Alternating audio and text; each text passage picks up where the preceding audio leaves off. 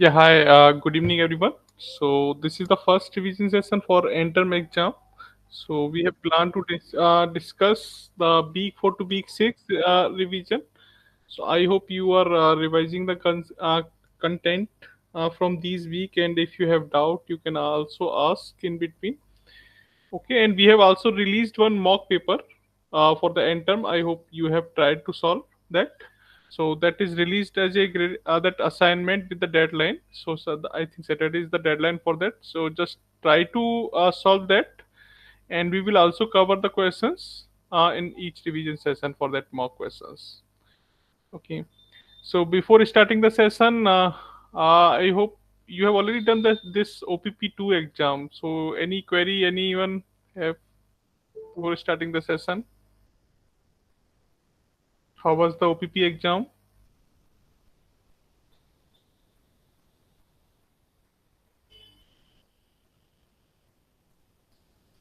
Am I audible?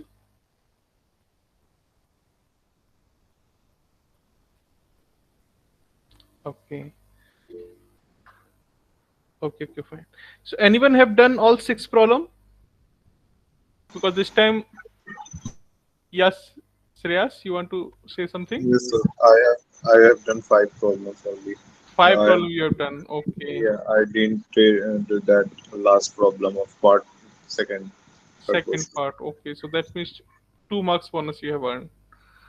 Okay. No, sir, but part first question I did wrong actually. There was a string for student ID and class ID, right? So I Hmm. put an extra brackets over there, which I haven't. Means I should not put. So that gave a wrong output, and I submitted it. Okay. One question become wrong. So that means four are overall correct. You are saying that. Yes, sir. So that three from first part and one from second Then- part. Yes, sir. Oh, then you will got only 3%. So 20 plus 20, then plus 30. So any partial public test that private test is passed for that problem or not? No, sir, just put that brackets over there after that string. So that was the mistake for my. If I have removed that, then my code was fully correct. Okay, then you will also not get the bonus marks because that Yes, is sir. only applicable if your all four questions are correct. Okay. Okay. Okay, any specific query before starting the session? Any doubt, anyone? So this week we are conducting three revision sessions. So this is week 4 to week 6, and next revision session on Friday that is 7 to 7, 8, 9, and last is 10 or 11 Saturday. Okay, and the syllabus is you can say that week 3 to week 11 for this term exam. So mainly from week 4 because week 3 is by default included that actually the base of the programming.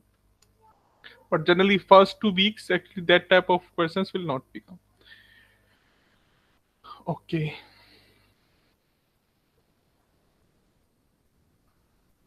let me share my screen and then we will start from week 4.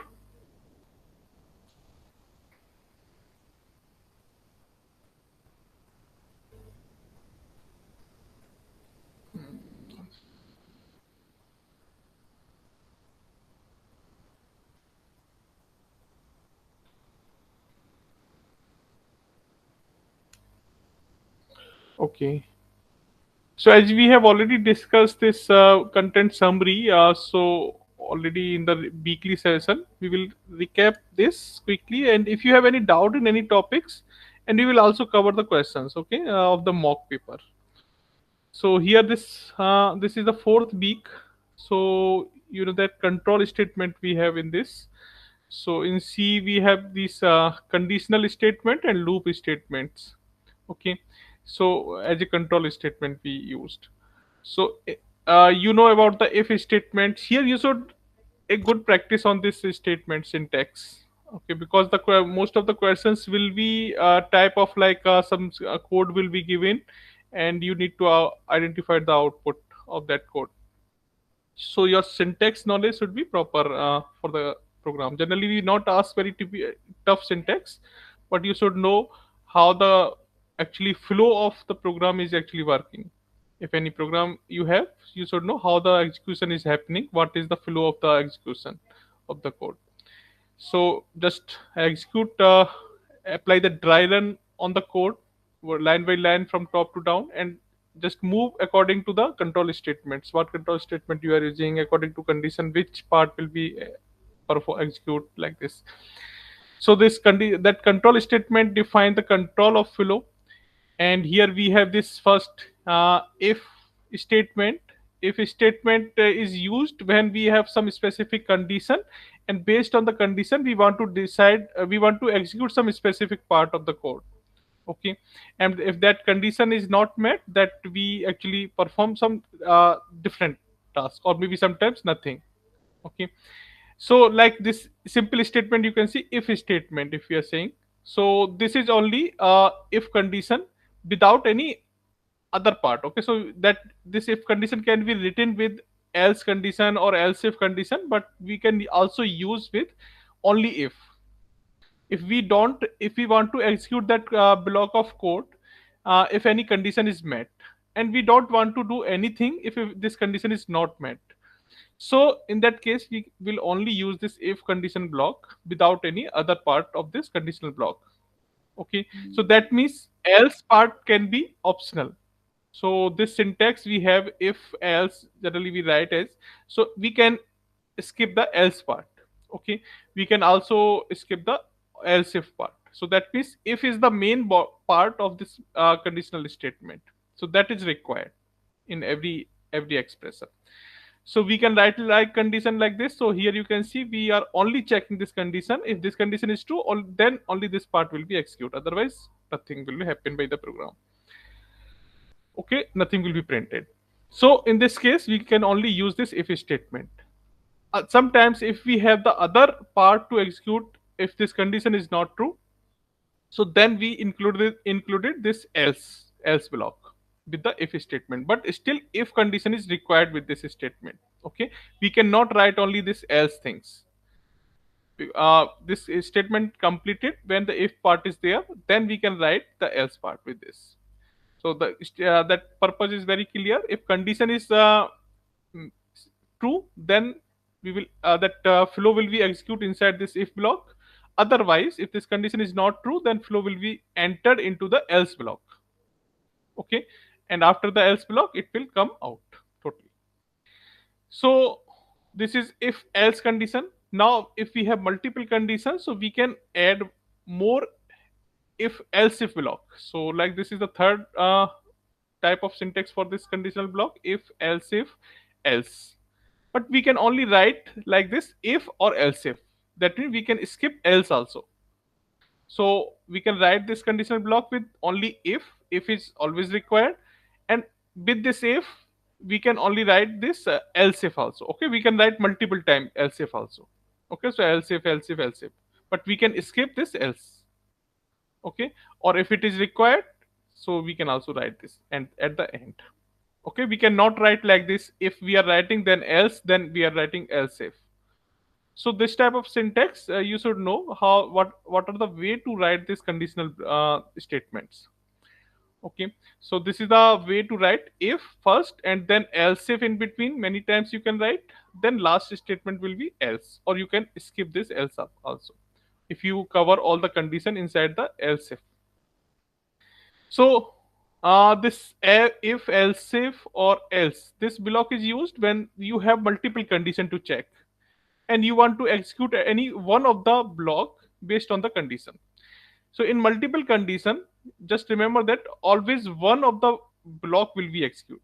Okay, there is no chance to execute two part of this block. Like this is not possible that this is if condition is execute and then else if is also execute. So if you have multiple if else if else if else if else like this many block, and out of these only one block will be executed which actually is satisfied as a first condition true. Okay, so suppose here we have example.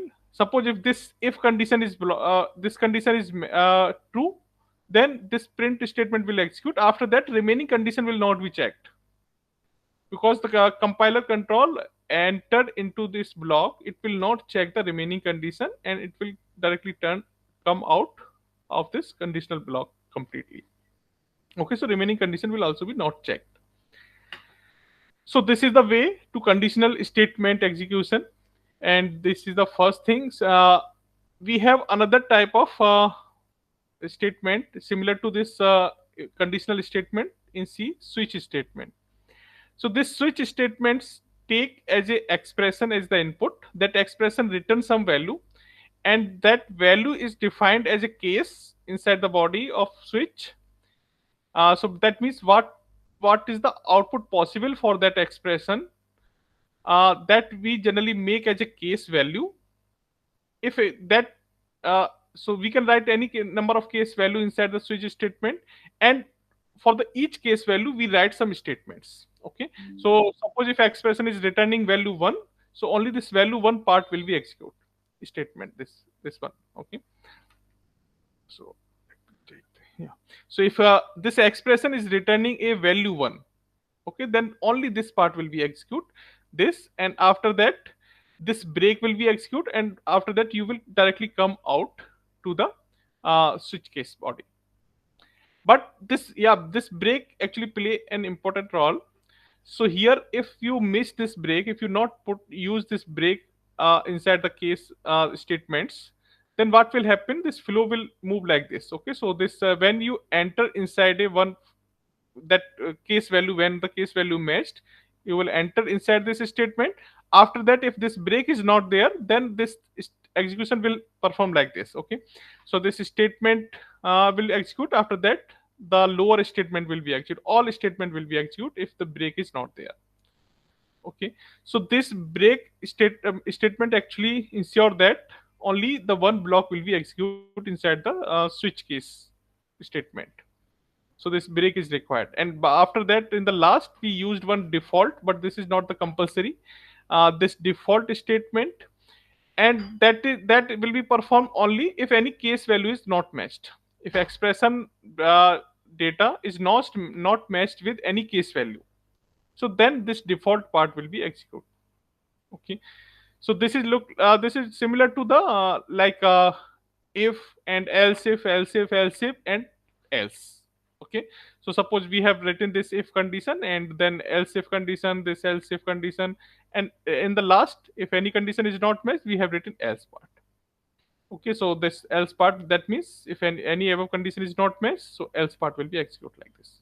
So this is very similar in the logical way, in the with the if else conditional statement, but this have the another type of syntax. So like this. So this is the switch keyword we used, expression, and any expression, or you can pass simple variable like a. Okay, so that a, what value you will get for a, that will be entered inside this case matching. And you can also write the a plus b, or like this type of expression, or a plus plus plus plus a, this type of expression you can write here, and what value you are finally getting, that value will be matched with this case value. Okay, so this is the keyword which is used for the switch case. Okay, switch is the main function. Okay, and after that, inside this case, and last keyword is default for this. So these are two conditional statement which is used for the as a control statement when you have some specific condition. So you can also use this nested conditional statement. So inside this one if statement, you can use another if statement. You can see here. So here age, has id, has ticket is there. So age fun condition we are checking first. If this condition is satisfied, then we are checking second condition inside this. Okay, so that means we are checking two condition for such satisfaction. If age is greater than 18, then we are checking if this has id is true. Okay, so that one means this is true. Okay, if this is 0, so that means it become a false. So if this has id is true, then you can enter the event. Okay, otherwise you cannot, you need an id to enter. So in this way you can write a nested statement. This is called as a nested conditional statement, when we are writing the one conditional statement inside the another conditional statement. Yeah, if anyone have query, please open your mic and ask. So, Yes. nested is used for the embedded program, right? Not, no, this is not the proper requirement for this. So when embedded means what you are understanding by the embedded programming? So just like if a statement in that we are using the if statement means in the if statement we are also using the if statement means it's a embedded program. No, that is not the meaning of embedded program. This is a nested program. Here we are saying that this is the first condition, and inside when we are this condition is true, then you will enter. So this is like a new actually program inside this condition. Okay. So when this condition is true, you will enter inside this and another condition you have. So embedded is different. Embedded means you are using like there are multiple meaning of the embedded that we have one uh, course also in the electronics department in embedded C programming, but that actually used for the microcontroller. Okay, so that is one embedded programming is term used. Otherwise, embedded that word we used when we impose, like, so we have some HTML page and we want to insert something, some insert any another website on our HTML page. So that is the embedded link we called as a. But this is a single program that we are writing the code, and when we are writing a one if conditional statement inside the another conditional statement, that is called as a nested conditional statement. So this is the word used actually for nested, not the embedded things. Okay, so embedded Okay, sir. meaning is not fitted here. Yeah. Okay. So yeah, this is called as a nested, and this nested is used for loop also. So loop we can also write in the similar way. So that means inside a one loop we can write another loop. So that is called as a nested loop. So this is the syntax of the conditional statement. Now you can see nested if else statement we can write in this way. And okay, so now second control statement we have loop. Okay, and this is also very important, you should know very well this loop, because every program actually use this loop and conditional statements. So what is the control flow for the loop statements? We have three types of loop statement. First is for loop, second is do while loop, and another is uh, while do loop. Okay, no, another is while loop, and we have do while loop. Yeah, so three loop types of loop we have. So here you can see this is the proper flow structure of the for loop. So we are just looking for for loop here. So you can see this is the in the first step of the for loop is initialization. So this step is performed one time. After that, the condition is there. So that condition will be checked. And if condition is true, then you will enter inside the loop body. Okay, and loop body contains some statements. That statement will be execute, and then there is one update condition variable that is written inside the for loop syntax that will be performed. Okay, and after that you will come back to the condition after updating the variable. So this part will be repeated, continue. Okay, and at any point this condition is not true, you will come out the loop. Okay, so this is the syntax. If you see the syntax of for loop, you can see this is the uh, writing way to for loop. So this initialization, this first you know that we have two colon, that means first is this and second is this. In between we can write uh, three expression. Okay, this first expression is represented as a initialization. Here you generally write like int I equal to 0. Okay, so this means this part will be execute only one time when the compiler is executing this for loop. So this part will execute only one time, then your control will be moved to this condition. Okay, condition is based on this variable. So like if you have written like this, I is less than equal to 10. Okay, so that means this condition will be checked. If I equal to starting initialization is 0, then this condition will be checked. If this condition is become true, you will enter inside this body. So some statement is written here, any statement you can write.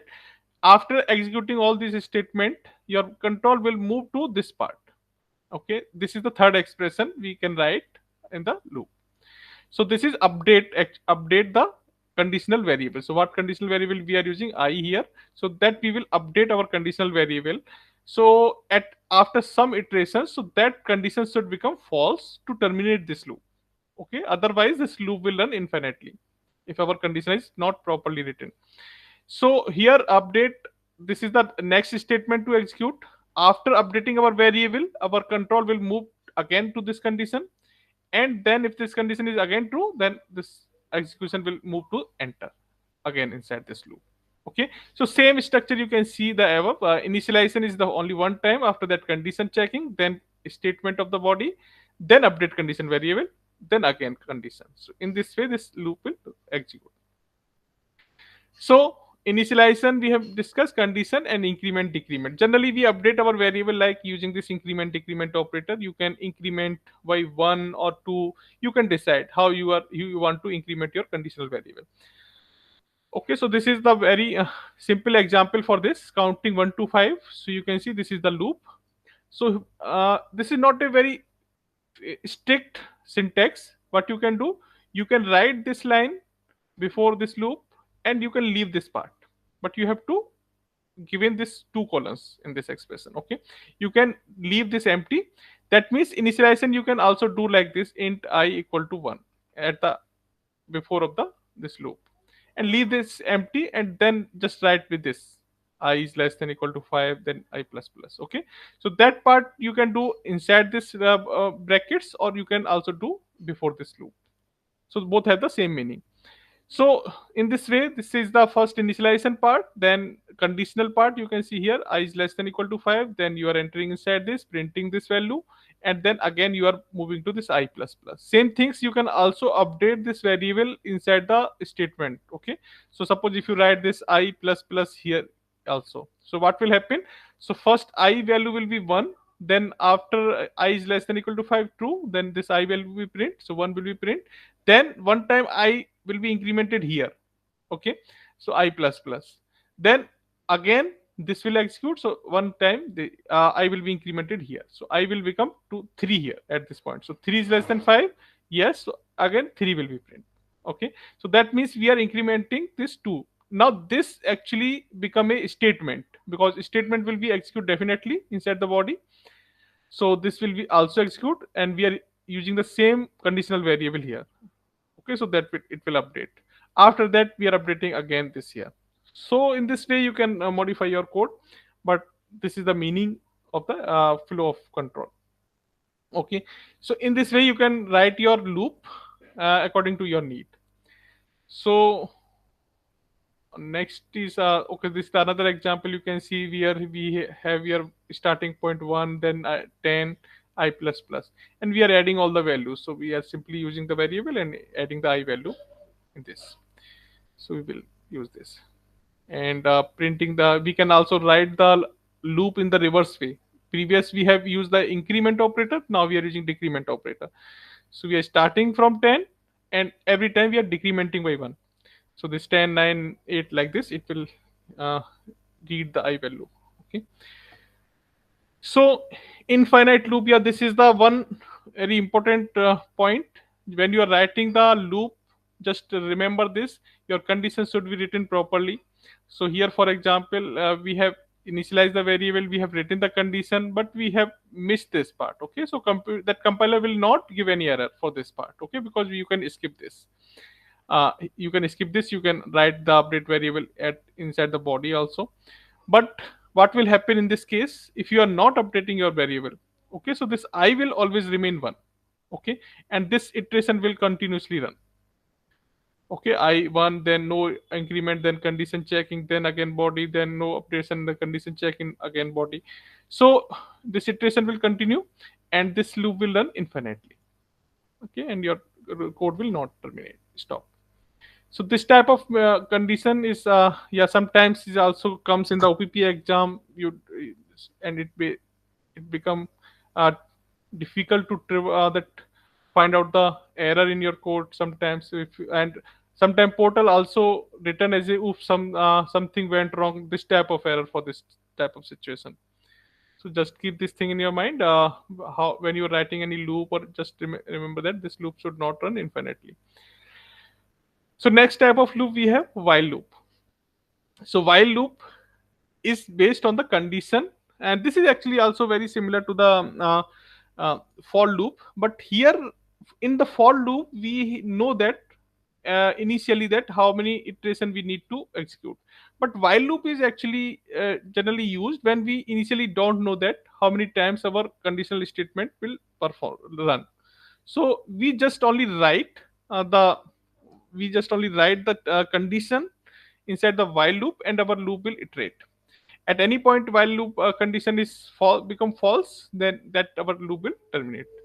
Okay, so here also you can see we are getting to one condition, and that condition is depends on some variable which is previously defined. Okay, so that means we need some condition expression, and that expression will be used some variable, and that variable maybe we have initially defined and have some value, and then we are using this condition. So if this condition is true, then we are entering inside the while body and executing this statement. And after that,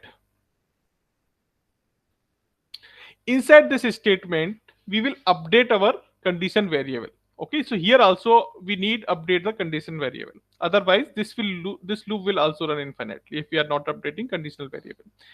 And we update our conditional variable in that way, so that variable value will be move closer to the condition, that false condition, that condition become false. Okay, so like if we have taken I is less than equal to 10 and I is started from 0, so that means our condition update condition should be written in this way. So every iteration this I should be moved to this 10 side. Okay, because we are starting from 0, so this should be moved like 1 2 3 4 like this 10. This should not be moved to the opposite side. Okay, so that it will give in the same situation like infinite loop. Okay, so suppose we have written the condition I equal to I minus 1 inside this, and we have taken this condition. So this will be moved like 0, then minus 1 minus 2 like this in this way, and you will get a infinite loop like of condition.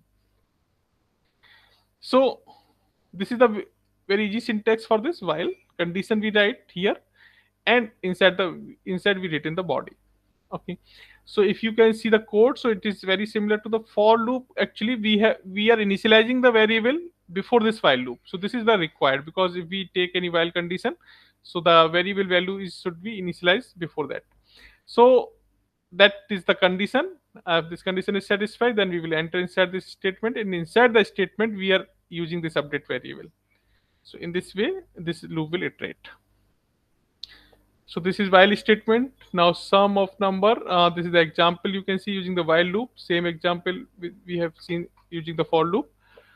In again this infinite loop condition. Okay, so if you are writing like condition this, so one means here true. Okay, so you know that in C if we are writing one, so that means true. One, not only one. If we are writing any value other than 0, that will be treated as true. Okay, if we are writing 0, then that will be treated as false, as a condition, because while it actually takes as a conditional statement, and conditional statements return a boolean value, true or false. Okay, then this while loop actually work. So here if you are writing 1, so this will be treated as false, sorry, true. Okay, 2, if you write 2 2.5, any value if you write, that will be considered as a true. If only 0 will be treated as a false. So in this case, this loop will run infinitely. Okay, because there is no terminate condition, we are not updating variable, this is completely written as a 1. So this type of loop we required in the embedded C programming, when our controller actually run the code infinitely. Okay, the um, because that controller work as a user interface, so user can interact at any point. So we always write our code inside the this type of loop. Okay, so controller will come continuously run the code, and in between user can interact. So you will see this type of code in the embedded C programming course. So here next is that, yeah, termination condition, we have discussed this. So do while loop, yeah, this is the another type of while loop. we have do while loop. And here, what is the difference between while loop and do while loop? So while loop is will execute based on the condition checking first. Okay, so we are checking condition first, then we are entering the body. So that means uh, while loop can be terminated without executing the statement. Okay, because if condition is not true at the first run, then you will not enter the while loop. Okay, and that loop will terminate. But here this do while loop will at least execute the body one time. Okay, independent of the condition, because here this do, what is the meaning of this do? So that means we are entering the body first, that statement we are executing, then we are checking the condition after that. Okay, so that means we will always enter one time inside the body, then we will check the condition. If condition is true, then we will again enter the body. Okay, if condition is false, then we will exit. So that means this do while loop at least execute one time. Okay, so this is the syntax for this. So do means, and after that we are checking the condition. So same things, we will use some variable in the conditional statement, and we will update inside the body, and this loop will run. Okay, so this is the do while syntax, and nothing is too much different. So here you can see some examples. So same example is written here, but here this print statement will perform at least one time. Okay, so this is now some of example are discussed. Yeah, so this is, you can see nested loop is the same thing as the nested conditional statement. Now generally we use this type of structure as a nested loop. So here one for loop is running, inside this body of this for loop another for loop is running. Okay, and this is very important, and we found that in the quiz one and qualifier most of the student write the incorrect output for this type of question. So here meaning is this, simply because we are running the iteration for the first loop. Okay, and for each value, just note down that what is the value of first loop actually. So I equal to 1, we are starting. Okay, when we are entering inside this body, we will complete the execution of all body first. Okay, so that means this loop will should be completely run for when we are entering one time inside this body. Okay, so if this loop is running, so when I equal to 1, that means j loop will start from 1, and it will completely run for each value 1 to this column value. Okay, so what is that j equal to 1 2 3, what is the last column value? So all time this print statement will execute. When this loop will terminate, then you will move out, and this print statement will execute. Then you will move to the second iteration of this first row for loop. Okay, then I will become a 2. So in this way, here what is given, row equal to 4 and column equal to 6. So this first loop is variable is depend on the row. Okay, row time, and this is depends on the column. So was this time. Okay, and what we are doing inside, we are printing this and space. So in this way, for I equal to 1, so that means how many column we have? 6. So that means 1 to 6. So 6 times this star will be print. Okay, with the space like this. Okay, and after this loop complete, this new line character will be entered. So that means new line character cursor will move to the next point, then I will become 2. Okay, then again 6 time will be printed. Okay, then this is complete, again I will become 3. So every time when you are entering inside the loop, inner part should be complete first. Okay, you cannot come back to the loop next iteration without completing the inner part. So this is a that's statements. So that should be completely executed. So in this way, this execution will happen. So how many times star will be printed? This type of question generally asked, I think, in the quiz one. So just think in this way, so logically how this is actually execution is happening in the nested loop. Okay, so this type of nested loop is required in many of the 2D type of data. Okay, when our data is stored in two-dimensional structure like matrix. Okay, and you have already learned this 2D array in the C. So this type of how we can read the matrix data, where we have the data in the row and columns form. So you have to use the two variables for that two nested loop. So this is the example for that. And these are some single statements which generally we used to break. So that is one is break statement that actually break the loop. Okay, at any point this is execute, this will break the loop which is closer to this. Okay, so what happened, suppose in the previous example we have nested loop and we are using any condition here, so and inside the condition and we are using break statement here. So which loop will break actually? So what is the closure loop uh, actually when where this break is actually exist, so that will only break.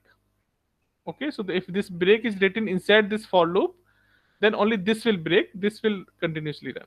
Okay, so if any part is remaining for that, that will continuously execute. So this break is used to break the loop. Okay, this is the purpose of this. And continue statement we have that actually directly jump to the next iteration. This continue statement means this will directly move to the next iteration, bypass the remaining instruction to execute. If we you have remaining instruction, that will not be execute, it will directly jump to the next iteration. So here you can see that if for this for loop, if this condition is satisfied, so we are writing this continue. So that means we will not move to the remaining part, this print statement will not be executed, directly jump back to here. Okay, this part when this continue will come. Okay, so skip the remaining part of the execution. So go to statement. This is the another we have generally were not used too much, but this is also a control statement that we can define the labels. Okay, in the program, and generally this is not used because we can all write this type of behavior using the conditional statements. So here what is there? Start. We have defined this label here, and at any point in the program, and we can directly jump at that label by this go to statement. Okay, so here you can see if this condition is true we are printing, and this we are incrementing, and then go to start, we can write the label and this control will move to this point, and again this part will execute. So this we can handle by the for loop conditional statement, so there is no need for this go to label these things. So you can see this code is discouraged in the modern programming practice because it is lead complex and hard to maintain the code. So because of that we generally not use, and we used the for while if conditional statement. Yeah, so some single line statement is also can be used for these statements, like conditional statement can be written like this. So in the one line if and you can write the condition and statement, so this is the terminate point for this block. Okay, so this can be written like this. So here you can see if condition is given, so in the same line you can write, and this is the terminate condition. Okay, so generally we not written the code too much of this type of syntax complexity. So okay, but you should know some example how it can be written as a single statement, like this for loop it is written here. Okay, so for loop it is written, and this then the same line print statement is written, and when this colon is there, that is the identification of this uh, block. Okay, so this is that means this is the body of this for loop.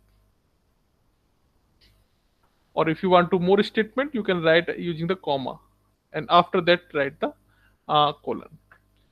So this is just a writing way of the code. You can just make your code shorter. Okay, but generally we not prefer this type of writing format. Okay, first you should understand the main simple conditional that syntax. So multi-line statement, multi-line loop, like this type. Yeah. So this is week 4, and let's move to the mock questions and this check that what questions are given that on that. So first question you can see this is the conditional. Sorry, consider the below C program. Okay, and okay. So one other concept is also required here, that is scope actually. Okay, so this is the first code. Let's discuss this.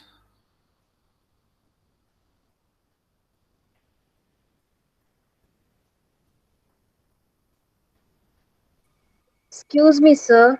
Yes. but the deadline has not been passed. No problem. So this is just for our purpose. Okay, this is not a like a graded assignment. Okay, sir. Okay, we will discuss the solution for mock. We will not release any more solution file for this, but in live session we will discuss the solution.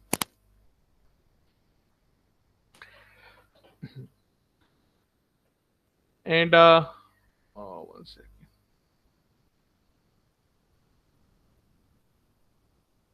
So this is the syntax, and let's check that. Hmm. Okay, so here what you can see that this integer is declared two times, int a equal to 10 here. Okay, and this another time we have declared this int a equal to 30. So this code will not give any error for this, because here we have written this another inside the another this block. Okay, that that curly bracket and close curly bracket, and we have written this code. So this code actually become a different code compared to the outer code.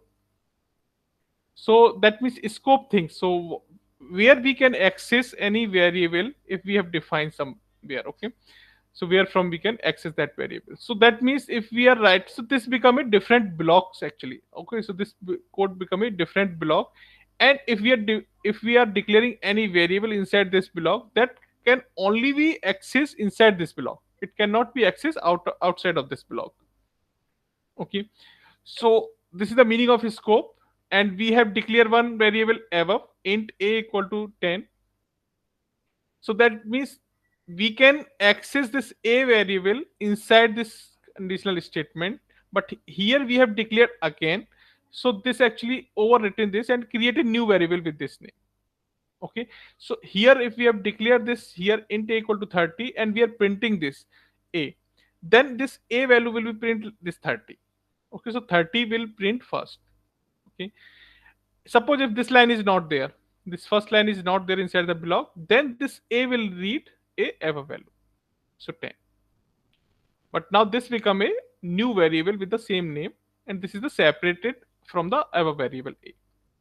Okay, so that means inside this a value 30 will be print, but outside when we are coming back to the outside of this block, the scope for the a is now for the same ever one int a equal to 10. Okay, so this A will be print this above A, not the lower one A. This cannot be accessed from outside of this block. So 30 and the above value is 20. Okay, so 20 will be printed. Mhm. So not 30, 20, sorry, 10.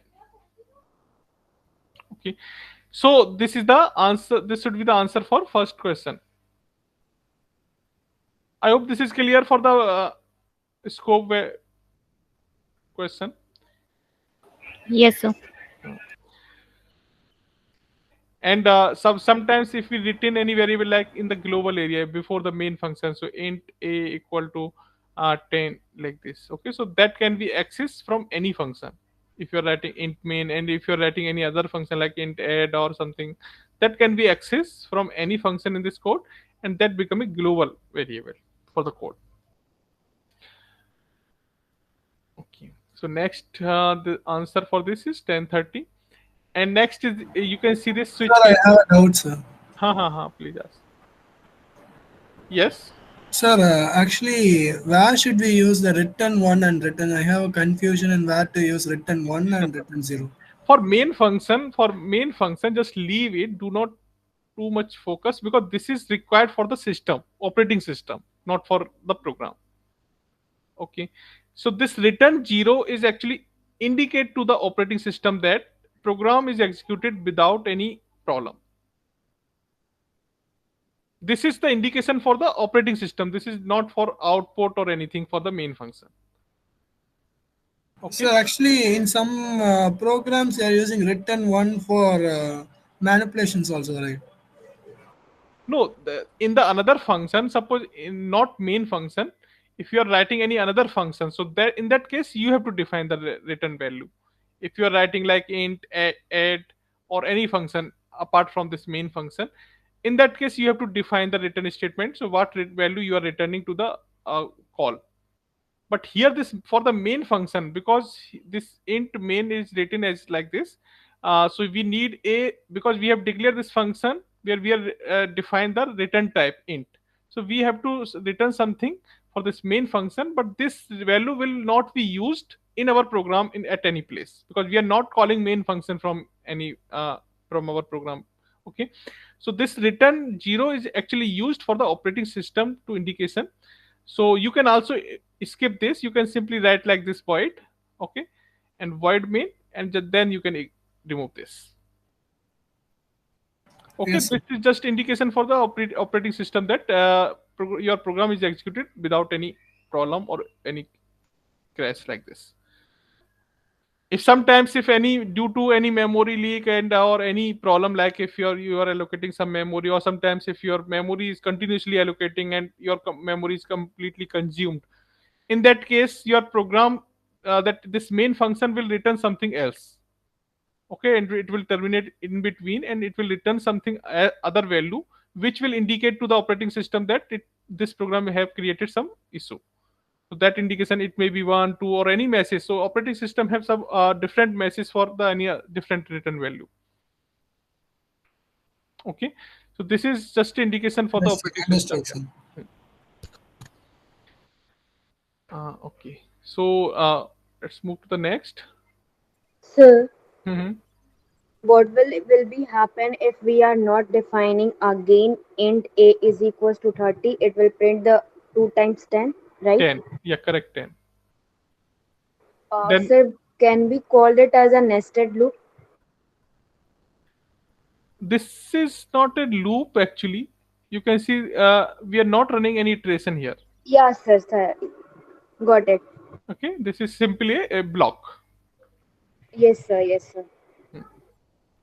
Excuse me, sir. Yes. For this kind of code, so first the inner code would be executed, like the output we will receive it first, then the outer code's output we would be receiving, No, no, right? no. That inner or outer is not the different things actually. The execution is happening in the line by line. Okay. So the first line is executed. If support this print statement is coming before that, so that will execute. Okay, Here, sir, but so like this for line me, by line execution is happening. This first line is executing. Then we are entering inside this block. Then this line is executing. Then this line executing. Then this print statement is performing first. So this is simple statement, not the conditional or like anything. So this is statement. This will execute step by step from top to down manner. okay, okay, sir. Okay. Yeah. Okay. Next is switch based question. Okay, we have discussed this right just now. So let's just check the answer for this.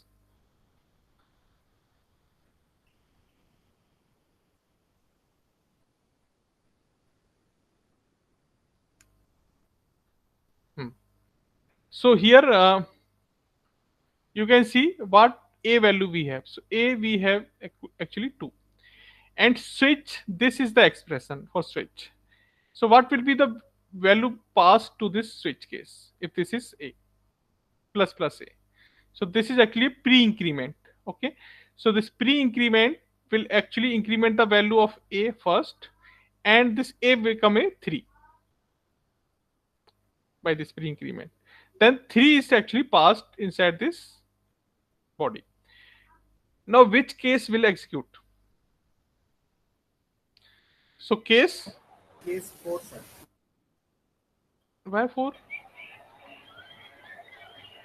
Sir, it will take case 3 because A is 2 and it is Uh, pre-increment. So A will become 3, then it will go to yes, case 3 and it will modify A value to 12. Then it will, since there is no breaks, then it will go to case 4 and 12 divided by 2 is 6. correct, So correct. it Yeah. will print 6. Yeah, because we are getting a equal to 3, so we will enter for case 3. Okay, so this value should be matched for the case. So case 3 is now matched, that this a become a equal to a 3 into 4. Okay, so then this become a 12. Then there is no break statement, so this statement will continuously execution after this case. Okay, so all statement will execute if there is no break. Okay, if break is there, then only this case 3 will execute and you will come out to the switch statement. So here what will happen? This next line a equal to a by 2. Okay, so this 12 divided by 2, this will execute. It will return is 6. Then next line a equal to a into a. Okay, this will execute. So 6 into 6, and that means 36. And then we control will come out. Then this print a will be print. Then 36 will print. Okay, so this is the difference if break is not there. If break we are using, so only that particular statement will execute for the case. So this is the second question we have. Third question, this is theoretical question. So which of the following statement is a true regarding function? Oh, function is not covered. Okay, so let quickly that discuss the week 5 content and we'll see. Okay.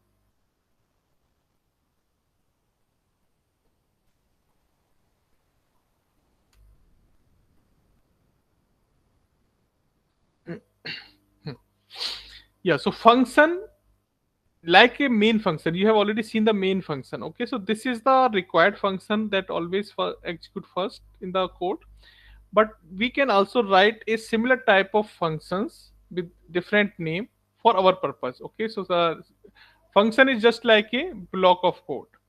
Okay, and that block of code we can give some name for that block of code, and we can execute that block by just calling the name of the function. Okay, we can just call the function and the all complete block will execute.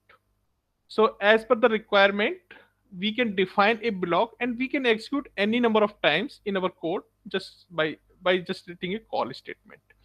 So this is the benefits of the function. Function in C programming are block of code that perform a specific task.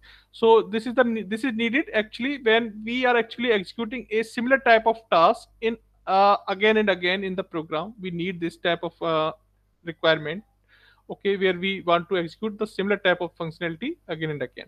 So what we generally do, we write a block and we give the name of that block only one time in the program, and when it required to execute we call that. Okay, so in this way we just save the code space. Okay, we no need to write the same lines of the code again and again in the program, and we will only write once and we will call at any number of times. So why functions? So reusability. Okay, code can be used multiple times without repetition, without writing again and again and again. Okay, modularity. This actually our code become a understandable. We suppose if what happen if we our long our we have the very long code actually 1,000 line 10,000 lines. Okay, and we have and that function is actually called at many places in the our program. So if some modification is required, so we need to do the modification only at the one place in the function definition. Okay, otherwise if you are not using the function and if you need some modification for that functionality, you have to update the code at the every place where you have written that code. Okay, but in the function case, you can only modify that one particular block that will be reflect on the each call. So that become actually we can easily manage the code, we can easily understand the code if our code is written in the modular form. Or modular means the block forms. Readability is improved. Okay, and maintainability is also improved by this if we are writing our code in this modular way. So like this is predefined function. We have different types of function. Predefined function where the standard library we are using this that stdio.h, stdlib.h. So some standard functions are there we generally used. Okay, so this print statement. So this print statement is also a function. Okay, scanf is also a function. So this is the identification of the function, this brackets. Okay, with the name we are using this open bracket, close bracket. Sometimes you will find out the some variable is also required inside this. So that is the function uh, syntax. Okay, all these are actually function, and these are the standard library function which is written by the programming language, those who have developed the language, C standard library. And other libraries also created that is actually used for the other specific purpose. So it's like we have the example of math.h, so that contains the definition of different purpose of the mathematics. So like sine value, cos value, square, square root, power, all this type of many function, log. So many function is defined inside this library, and you can directly call these function and you can use in the program after including this method.h in your code. So this is the external library which is defined for a specific purpose, and related function is defined inside that.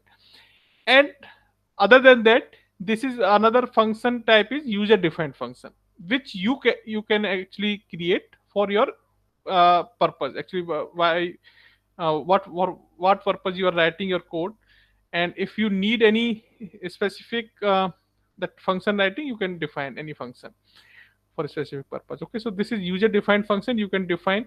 So like if you need a function for addition in your code, you can define that function. You can define multiply, or you can define any for the any purpose. Okay, so you have already seen the most of the assignment we are asking to complete the function definition. So that actually a user defined function which you can define, and you can write the complete definition. So user defined function, declaration and definition, there are two terms actually we used.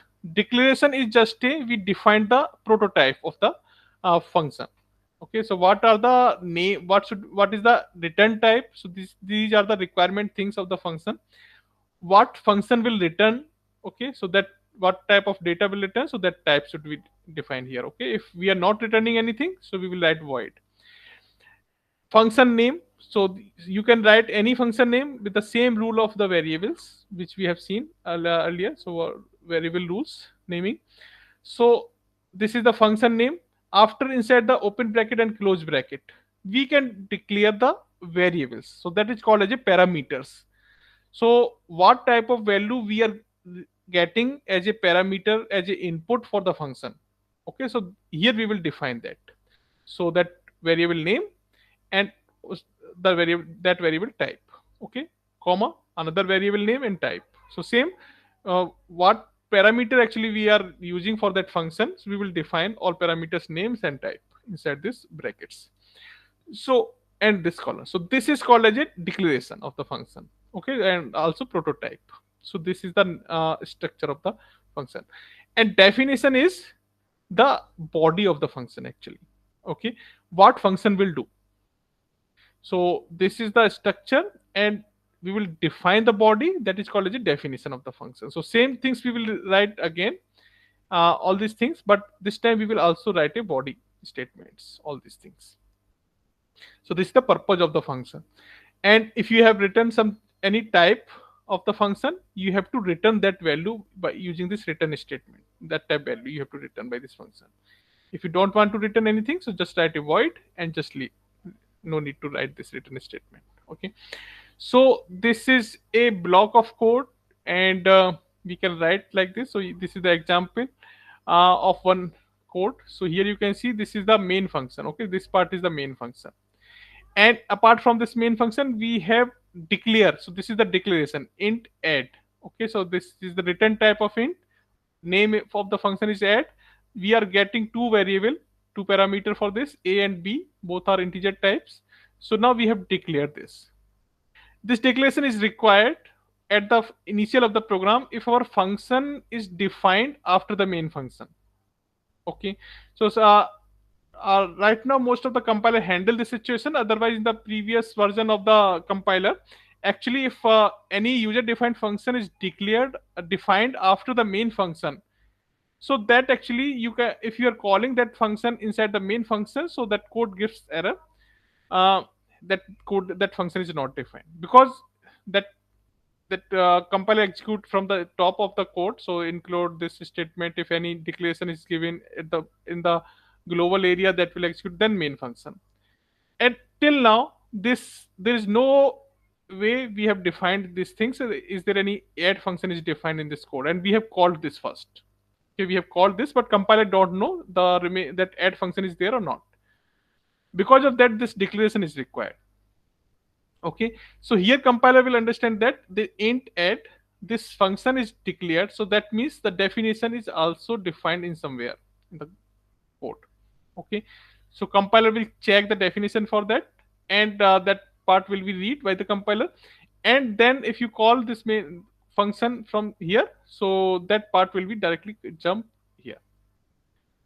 Okay, but right now most of the compiler handle this situation. If you skip this part, still your code will be run.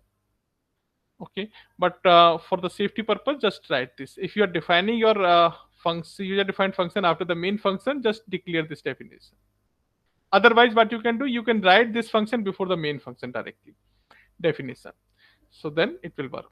So this is the user defined function. You can see we have defined declared then, and here we are defining. So inside the defining, we are declaring result and a plus b, and we are returning the results. This is the definition, and we are calling this function from, we can call this function from anywhere. So we are calling, you can see we are calling this function from main function. So add 5 comma 3. So these are called as a argument. These argument will be passed to the parameter of the function definition. So this 5 will be passed to a, so that this a will store 5, and 3 will, this will store here for b, and this will pass to the body, and the result a plus b means 5 plus 8, that will store as a result, and this result will be returned, and that return data will be replace this complete call. Okay, so 8 value, it will be returned this complete call by 8. Okay, now this expression become result equal to 8. So now this 8 is assigned to result, and result will be printed by this. Okay, so this is the meaning of return here. Okay, so here we are returning, that value will be returned in the same code when we are, where from we are calling, so that return value will replace all that call part. Okay, that become a expression. So this is another example.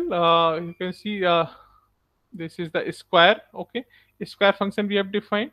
We are taking one parameter this time, and we are calling this function from the main square 4, that will be passed to this function as a num, and we are returning num into num. 4 into 4 16, and the 16 will be replaced this complete call like this. Okay, so result equal to 16, so this 16 will be print. So call will happen like this. Okay, so this, your control will move to not here from this point. Okay, so from this point your call will come, control will come here, it will pass this 4 value to this, and this will execute, and return statement will come back to this point. Okay, will replace this value, and after that this execution will continue. Okay, so now different way to pass parameter to the function. So there are two ways in C programming we can pass value to a function in two way: call by value or call by reference. So call by value is just a simple, we have seen in the previous example, we are just using the variable name and we are passing the value directly. Okay, so you can see increment function, we have this value num, and we are passing this. So this is as a value, we, this value is actually passing. Okay, we are writing here num, so what is the value of this num is 5, that 5 is passed to here, and this x will contain the 5 value. Okay, so it will replace this x will become a 5, and this x will be used inside the function and to print. Okay, but this num will remain same. If you are printing this after incrementing, here it will print as a 6, but this statement will print as a 5 same. Okay, so this is called as a call by value. But call by reference, this is another way to pass the value, and we use by this the pointer, we use the concept of pointer for this. So how we pass this, actually this num is equal to 5. Okay, so num is actually contain a memory address. Okay, so memory address of memory block that contain the 5 value. So okay, so suppose this address is like 1010 address, memory address 1010. So this time we are passing a address. Okay, 1010, not the value 1010. This is the address. Okay, this is the writing the address of num. This is now passed to the function, and now this time this is a pointer. Okay, pointer variable, because pointer variable can contain the address. So now this pointer will store the address of this 1010 same memory location, and we are incrementing that variable. Okay, that value which is stored at this location here. Okay, so that means we are updating the same value, so we will make as a 6 this place. So that means this 6 will be reflect to the main function also. If we are reading the num again, so that means we are using accessing the same memory location, so that will reflect, that update, it will be reflect to the main function also. So here the same, here you, if you print this, you will get 6, and here also you will get 6, because now we have worked at the same memory location from the both function. Okay, so this is called as a call by reference or call by address. Like, okay, this term is used as for this. Recursion is the different way to writing a different way to calling a function actually. And So could you repeat? what this one? So last one. Okay, call by reference or call by address. So here actually when we pass the value to the function, we not pass the value, actually we pass the address of memory location of that value. So that address actually we are passing the memory address where the actually data is stored from the main function, and our function is all directly working on that memory address. Here in the previous example actually, this num is pointing to the different memory locations. Okay, num equal to pointing to different memory location. This contains 5. Suppose this is 1010. But when we are passing this value to the function, so this time we are passing a value 5. Okay, so that 5 is updated, stored here. So this x contains the different memory location. Okay, so that it will store the data 5, but this have maybe 2050 like this, different memory location. Okay, so that means we are updating the operation x plus plus, so that operation is happening in this location. Okay, so 5 plus plus, it will become a 6, but this location will remain same. So then we are printing here x become it will print 6, but it will print 5. But in the another example, we have the memory location this, and we are passing the address this time. Okay, we are passing address to the function, and this is the pointer, so that x is now also pointing to the same memory location. Okay, and this x increment operator, this will update this value inside the function. Okay, so same memory location function 6, 5 to 6. So now if you are printing the x value, so x is also pointing to the same memory location, so you will get 6. And now this num variable is also pointing to the same memory location, so again you will get a print 6 here. That means the Yes, sir. memory location is now updated, same memory location updated. So that means updates it happen on the same locations. So this is as a call by address or reference. The next one is recursion in C. So recursion, just like a word, is used for the recursive. We will recur actually that repeatedly call the same function again and again. So how this is actually looks like. So the definition, one line definition is when the any function call itself either directly or indirectly. So you know that how we call the functions. Okay, so we have already seen the previous example. So we call the function like this. So the function is defined here, and we are calling from here. Okay, in term, and this is the one call. This part will execute and it will terminate. But what happen if our function contains the call also? Okay, so call itself means you can see this function. Okay, and now this is function defined separately, but first time we are calling this function from here. So this is the first call, and when we are executing this function also contain a call to the same function. So you can see this is the call factorial, same function name, and we are passing different value. So that means from the function body we are calling the same function again. So this is called as a recursion. Okay, so this is called as a direct recursion. Another way is the indirect recursion. Suppose if you have a function first. Okay, so a function you have, and inside this body you are calling b function. Okay, and you have the another function b, and inside this body you are calling a function. So what happening this time? uh, you are if you are executing this a, the call is moving to this b, and from the b call is moving to a. Then again you will enter inside this, again b call. So this is now repetition of the call function, same function again and again. So this is called as an indirect function, and this is the example of direct recursion. Someone is asking, I think voice is not clear. What you are speaking? This portion only, sir. Please repeat, sir. This part? Last part, sir. This direct or indirect, correct? Yes, sir. Yes, sir.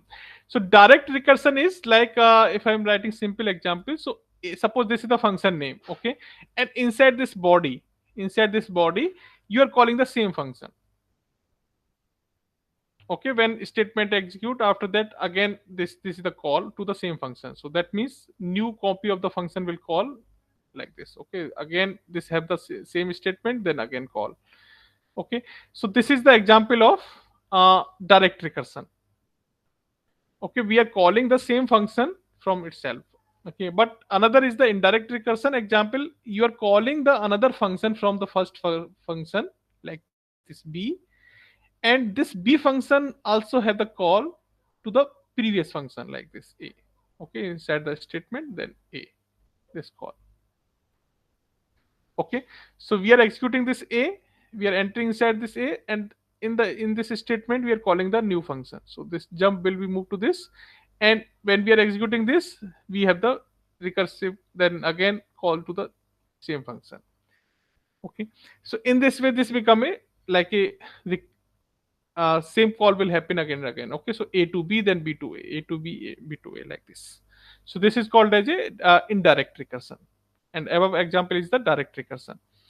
So this is also useful. It actually recursion concept make easy some problem solution, and you can write a solution in very less number of lines with the help of recursion. So we are not discussing that level of problem. So we have one game you can explore, that Tower of Hanoi. Tower of Hanoi, we have game where we actually have three rods. Okay, three rods, and we have some number of discs. Okay, suppose we have three discs, like, and size is like lower one is the biggest, and then above one is the less size, then top one is the lowest size. So now the what is the game actually? You can move one disc at a time in the another disk, and target is like this a b c. Suppose this is the rod name. Your target is just move all these disks to the seed rod in the same way, same manner. Biggest should be come at the bottom, then lower size, then lower size, like this. Okay, so all disks should be moved into the c rod. You can take the help of b rod during the process, and rule is you can only move one disk at a time in a one movement. Okay, and another rule is you cannot put bigger size disk at the top of lower size disk. Okay, now this is the game actually. So I'm just telling you the game only. So what you can do, you can just take a step like a to b. So you can move to this lower disk to here, and then a to c. So you can just take this type of steps and do your task. Okay, so all this should come at the c. Okay, so how many steps are required? So this is now a problem. This is a small problem for with the three disks. And suppose what happen if we increase the number of disks. So in for three disks, you can complete this problem in minimum 7 steps. Seven number of steps you can do this. Okay, this is the minimum number of steps. But this step minimum number of steps can be defined like this. So 2 to the power n minus 1. So how many steps disk we have? 2 to the power 3 minus 1. So this is the 7 steps is required for this example. But suppose what happen if you have 10 disks, then too much steps are required, and you cannot solve manually. But using the recursive way, you can write a solution with the help of only 3-4 line code for this problem, and that code will actually print all the steps, what steps you require to solve this problem. Okay, otherwise you cannot manually solve this problem in any way if number of disks is high. So very big problem, and very many sorting algorithms use this concept like merge sort, or if you don't know this. But yeah, so this is the basic example where we can use this recursion. So factorial, and how this is work actually. uh, so here you have to think some logically, and you have to imagine something. So how you can imagine? So this is the factorial function, and each recursive function have two part actually inside the function. One part is actually called as a base case. Okay, base case is the terminate point of the function. Okay, because this is a recursive function. Every time you will enter inside the function and you will call the same function again. So this is the repeated things. But at any point, this process should stop. Okay, otherwise this will also run like as a infinite call. So base condition is required things for the recursive function. So this should be there. And another part is a recursive case. So recursive case is where we call the same function again. So this is the recursive part. Okay, where when we are entering inside this function, so either we will move to the base case or we will move to the recursive case. Okay, if we are moving to the recursive case, so this part will execute and we will call again the same function. After some points, after some calls, this base case should also be performed. In base case, we are not calling the function again. Okay, this is the simple statement. Here from we are directly written without calling. So this is the terminate point. We can say that from here our call will stop. So base case is required, and in recursive case, our input, okay, what input we are passing to the function, that should be moved to closer to the base case in the every call. Okay, so here you can see we have taken the n equal to 0 or n equal to 1 as a base case. If our n equal to 0 or 1, we will directly return 1. But if our n value is greater than this, we will call this function again. So every time you can see we are passing n and we are calling again n minus 1. So this n minus 1, n minus 1 will be, it will reach at this point after some times. So you can understand this example by the one example. You can see how this call is actually, control flow is actually happen. So you have a fact like 5. Okay, this is the first call you are passing n equal to 5. And inside this function we have defined the base case. If n equal to 1 or 0, return 1.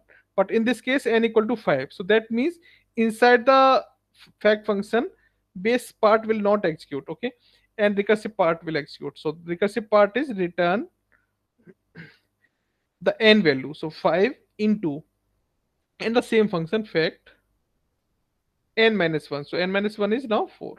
So now this is a new call, and from here another function will be called with different value. So that is actually a fact 4. Now this time n is passing as a 4. Okay, inside this function again basic case is not satisfied, so then we will return to the recursive case. So return 4 into fact 3. Okay, now again this is a call fact 3, and again base case is not true, then return recursive case 3 into fact 2. Okay, again a new call fact 2. Now this function again base case is not true, return 2 into fact 1. Fact 1. Okay,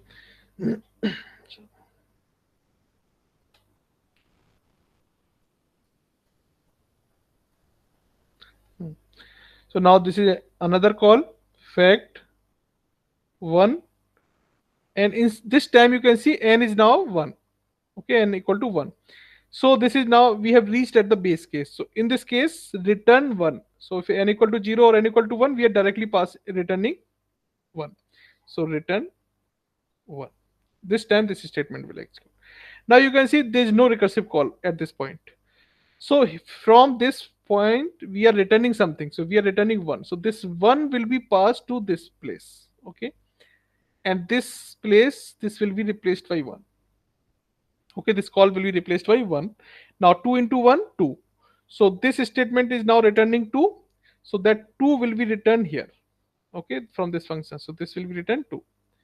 Okay, now 2 into 3, 6. So this function will return back to this place 6. Okay, so 6 into 4 are 24.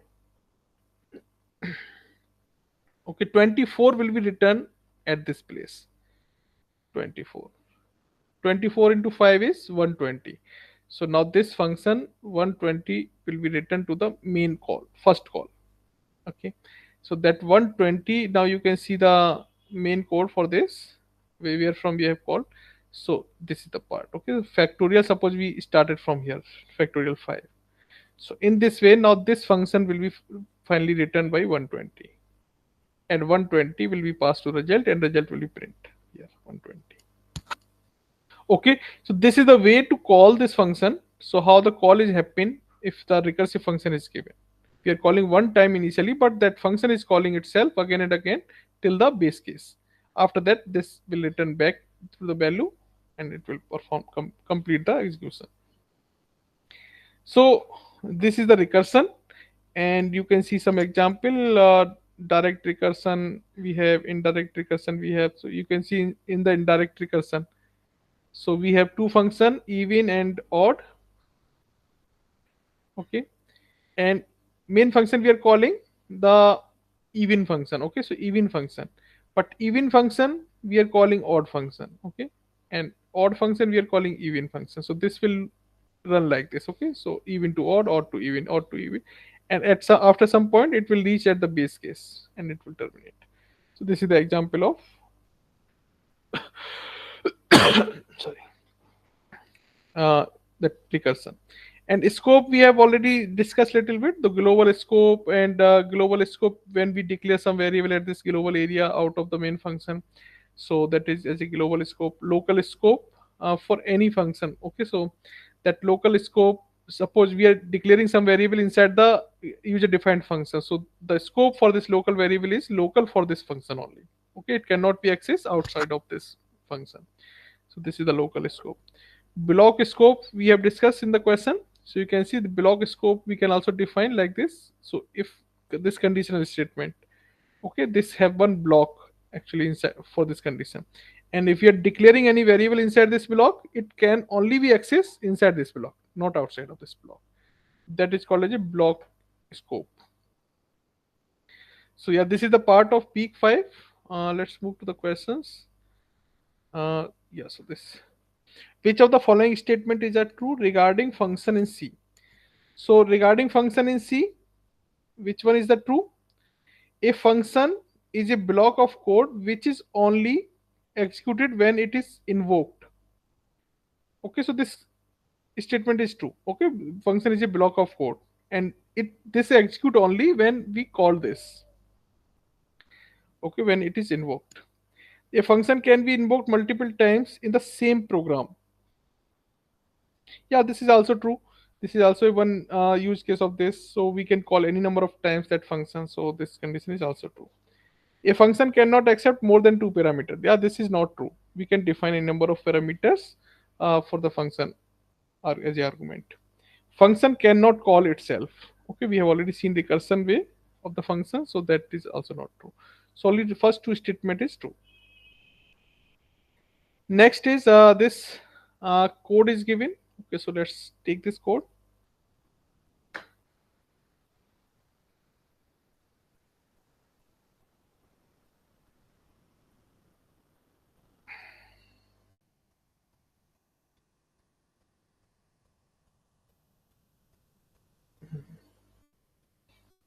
Okay, so here we have the main function, and in main function we have a equal to 5 and b equal to 3, and we are calling the function. Okay, so here this function is not returning anything. Because of that, it is defined as a void function. So it will perform only task and it will not return anything.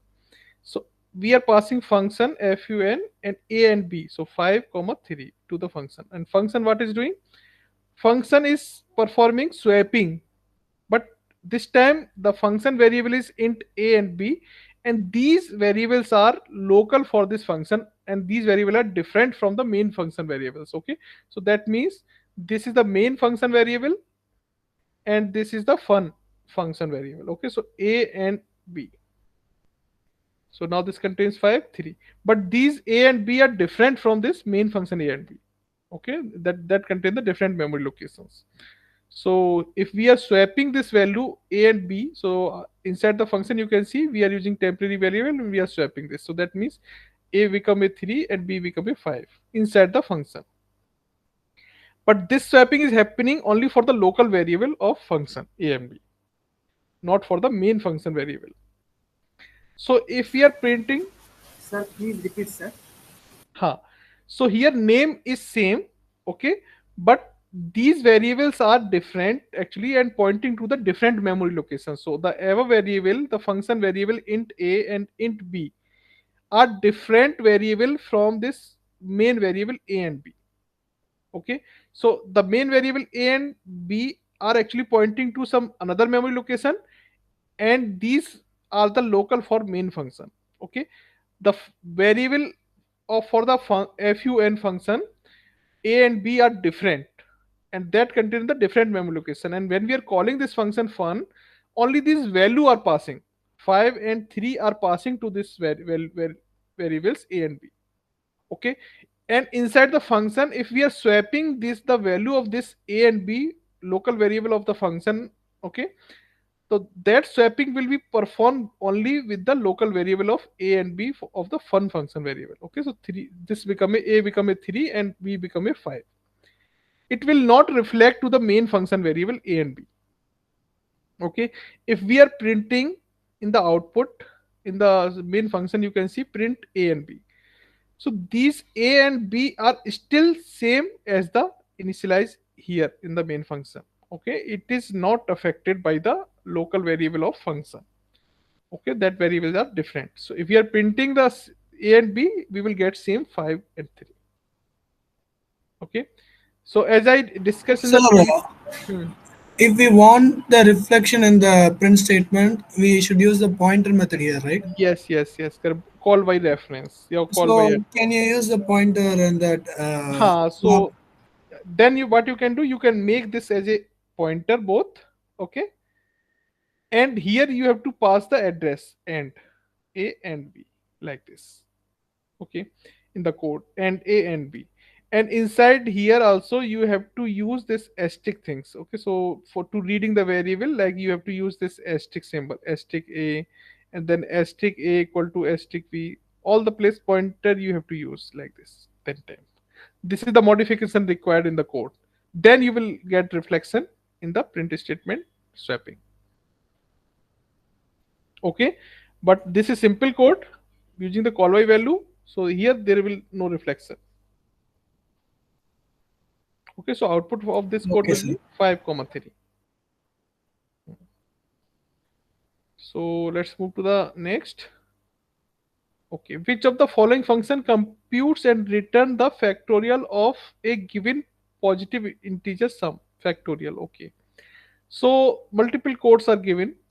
So just check the which code is actually calculating the factorial correctly. So factorial means if we are passing n equal to 5, so that means solution should be 5 into 4 into 3 into 2 into 1.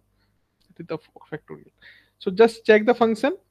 So first option int fact int num int res equal to 1. This is okay. We are running a loop while num is greater than 0. Okay. Then res into equal to num. Okay, we are multiplying the res equal to this is fine, and num is minus minus. Okay, and return result. Okay, so this first code is looking correct. Any problem in this? Anyone? So what we are doing, we are initializing res equal to 1, and we are running a while loop. So while loop is running from the num value to that 0 value. Okay, so every time we are decreasing by 1. So that means if we are passing num equal to 5, so that 5 value will be passed. So that will be multiplied into 1. So 5 into 1, and we will decrement this by 1, and then 4 then we will multiply 4, then we will multiply 3, then multiply 2. In this way we will multiply all the value from 5 to 1, and after that we will terminate this while loop. So the first loop, I think, will is the correct answer. It will return the correct output. So I think this is okay. It is working, looking like correct. Second option, you can see the code All is looking. Yeah, someone is speaking. the second is not. Huh. So second is not correct because we are not updating num variable here. The code is looking very similar to the previous one, but only difference is num is not changing. That num variable is not changing. So that means num will remain same and this loop will run infinitely. Okay. So this will not terminate. So second is not correct. Third, Yeah. So third is we have already seen this recursive solution. If num equal to 0, return 1. Otherwise, return num equal to fact num minus 1. Yeah, this is looking correct. Okay. This is looking correct because every time we are calling recursively to the one less value to the same value, and we are multiplying to the previous value. And when we are getting num equal to 0, so we are returning 1 at this point. So in the next code, you can see we are returning 0. So what will be the problem for the last option? It will make It will all totally over 0. return zero. Yeah, it will return all over all 0 output. Okay, so we are multiplying by the 0 value at the last. So all become a 0. So this is the error in this code. So option A and option C is the correct implementation for this purpose. So now, next question is related to the pointer. Okay. Okay, comes to the pointer.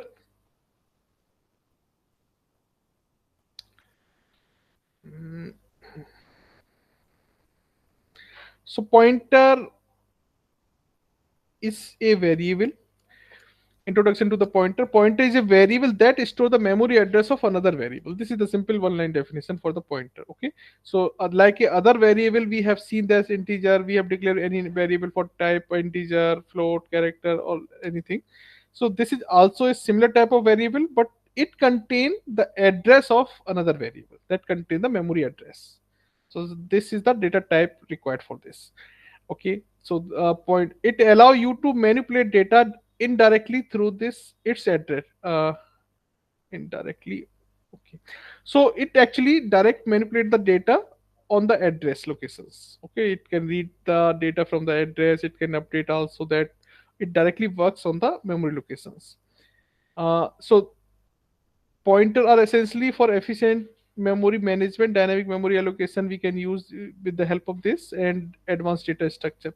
So we have already seen this dynamic memory allocation using malloc, calloc. These things can be done using the pointer, and there are many advantages of this pointer in the C, and there are some disadvantage also. Because of that, another higher level language not use this pointer directly. Embedded C, we can use this pointer, that is very helpful when we directly need to manipulate the address in the microcontroller. But some security issue is also there. Because of that, the another higher level Java or Python, all these not given directly access of the memory. Okay, we cannot write directly read the address of memory locations. So but in C we can do this. Because of that, this C language is also called as a uh, middle level language. Okay, because this also contain the features of lower level language. Okay, not the completely high level language. So declaration and initialization of pointer, that is we need a data type. What type of data that address actually contains? Okay, so this is the first requirement of the data type. So this data type is actually we are storing a address of which type of data. So that data type is required. After that, this is the identification for the representation. One this asterisk is required before that name, asterisk pointer name. Okay, and name is simple as a variable name. So this is the declaration syntax, and you can see this is the example. You can write declare it, any variable like this. Then initialization. So initialization is just used as a we can read the address of any other variable with the help of this AND symbol. And you have already seen this AND symbol in the scanf function. Okay, when we write like this scanf any percent %ld and then AND a. Okay, so that we indicate to the compiler that we are reading some input data that is the type of integer that will store at this location. Okay, so for to just convey the location to the compiler, we pass this AND a. Okay, so that make pass as a address. So this AND symbol actually return the address of the variable. So this is the complete program for this. X equal to 10. This is simple variable. Now this is a pointer of integer variable. So we can pass the address like this and x. Okay. So now this pointer is pointing to the same memory location where the actually this x is pointing. Okay. So if this is contain 10, now this pointer is containing the address of this location. So You can see this is another example x equal to 2. We are reading the pointer, and int y we can how, so this is called as a dereferencing. Okay, dereference operator. So when we are declaring, we are using this asterisk. This is just a indication. This is a pointer. But after that, if we are using this asterisk before using with the pointer, so this will actually dereference the pointer. That dereference means it will return a value at that memory location, which that address where the address is stored. Okay, so that pointer is pointing to the memory contain the address of 10, and at that address, what is the value? 10. So that 10 will be read by this dereference operator. Okay, so if you want to read the value of that address, you can write like this. So this asterisk is now become a dereference operator. Only the first time declaration time, this is just indicating the identity of that pointer identification. Okay, so pointers to pointer, you can also do this operation. You can, so pointer can also store the address of another pointer. Okay, not only the variable. So this is the just a syntax. So here this pointer ptr contain the address of x. Now another pointer we have, so you can see we are using this that double asterisk here purpose. So if we want to store the address of another pointer, so we have to declare like this, and pointer of pointer. So this become a pointer of pointer. So we will just read the address of pointer. So this is not a value of the pointer. Okay, so suppose x is pointing a memory location like 10. Suppose this is a 100. Okay, this is the address of memory, and now this ptr actually contain this 100 value in some memory location like this 100 address, but this also contains some address like 2020 some memory address. Okay, now this another pointer is ptr2. When we are writing like this and ptr, so this will return this address, not the value of the pointer is 100. So this ptr2 will contain this address, and now this become a dereference. Okay, so that means what is the value inside this and what is the value at that address is 10. So we are dereferencing the value.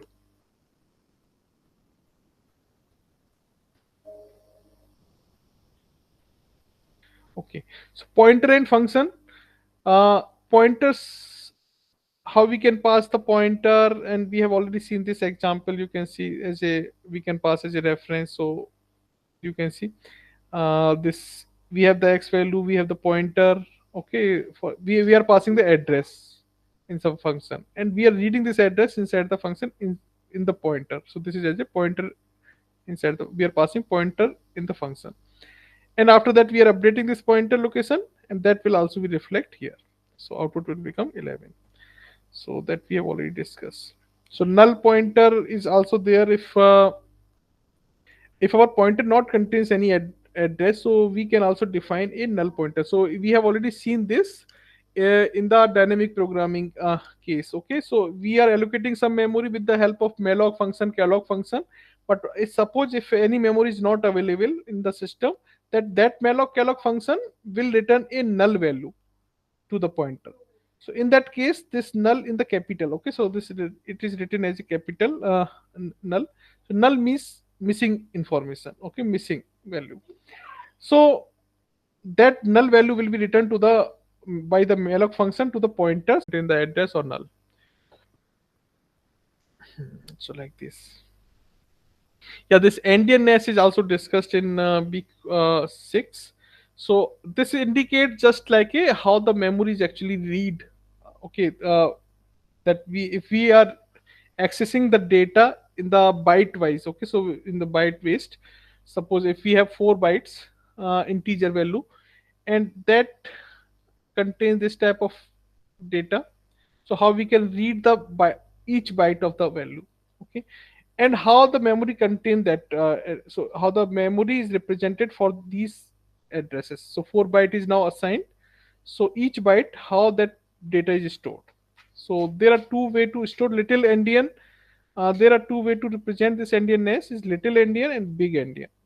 So the least significant byte lsv is stored at the smallest memory address. So least significant bytes for this little endian example is So this least significant 78. Okay, suppose if our memory address is starting from 100. Okay, so 100, 101. This is the memory address for each byte. So 102, 103. For 4 byte, we have total value.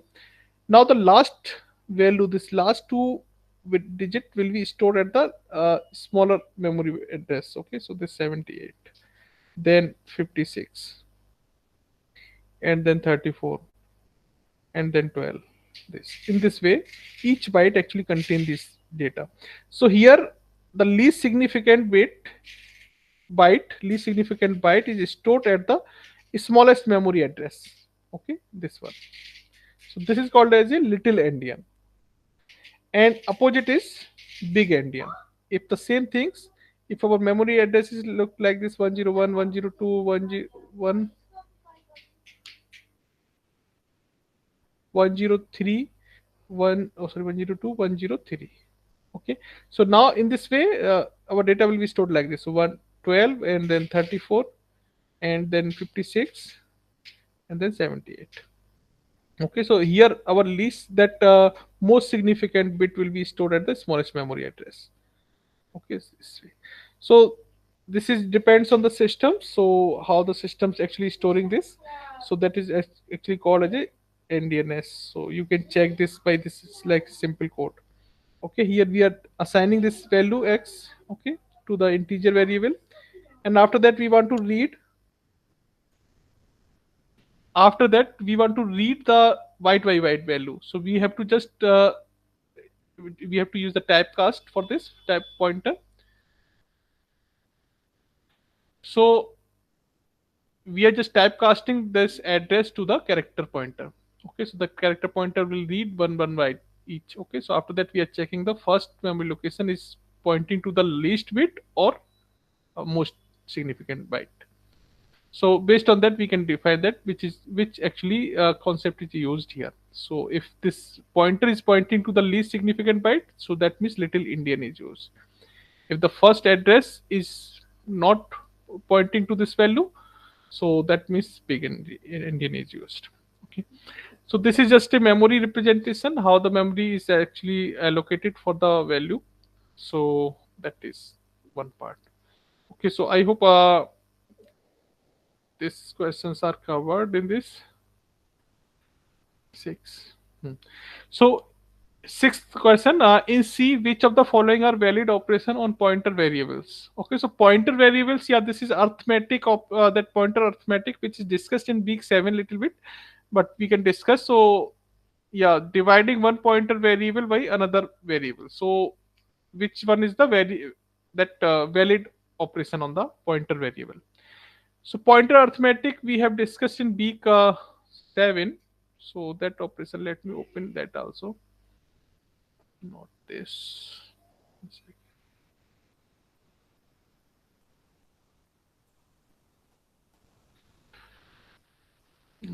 Okay, pointer arithmetic. So you can see what type of operations are supported with pointer arithmetic. Pointer arithmetic means how we can increment and decrement pointer. So what is the meaning of this pointer increment here? So pointer increment operation means if our pointer contains some address, okay, and we are incrementing by one, so like ptr equal to ptr plus one. So what happened actually when you are writing this?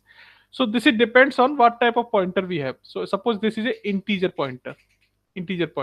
Okay, so if suppose this pointer contain 100 address and we are doing like this 100 plus 1. Okay, because this is a address and this is a integer value. So and our pointer is now integer data type. So in this case, this integer value will be replaced as a 4 byte, and 4 byte will be added into this address. So it become a 104 address if our pointer is integer.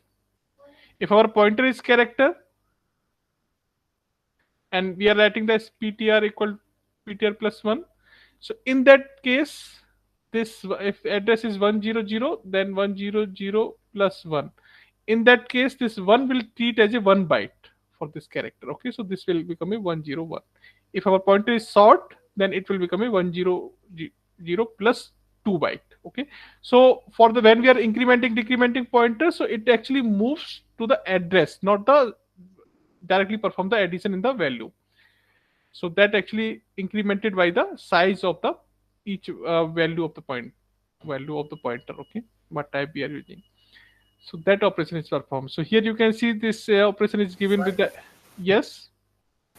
Sorry, here you are telling that suppose pointer stores the address of a variable. Okay. Uh-huh. So PTR plus plus or PTR minus means it is incrementing the address or decrementing the address, and not the value it contains. Yeah, so if you are using this PTR contain the address of variable. Okay, suppose x equal to 10, x equal to 10, and x address is stored in this PTR. If you are writing this plus plus, so this is not incrementing the value actually. This is moving to the next address. So like if this address of this is 1000, so and this is an integer data type. Okay, so integer data type pointer is also integer data type int. If you are writing this PTR, so this will become a 1004 address. So that this location actually, when we are writing this PTR plus plus, it will move to this address.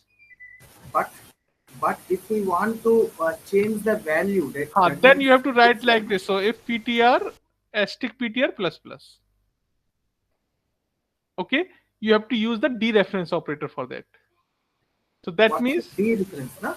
dereference operator. If you are using this asterisk PTR, so that means this is indicating to the value of 10, and 10 plus plus will become a 11 at that location. Okay, so this expression will become a PTR equal to asterisk PTR plus 1. So what is the value of asterisk PTR? 10. So 10 plus 1, 11. 11 will store at this location. So it will become a 10. Sir, here referencing means actually address, na sir? Referencing means address, na? Reference means address. Dereference means we are just Content. performing reverse. Yeah, data of data on that address actually. That means content of the address. Ha.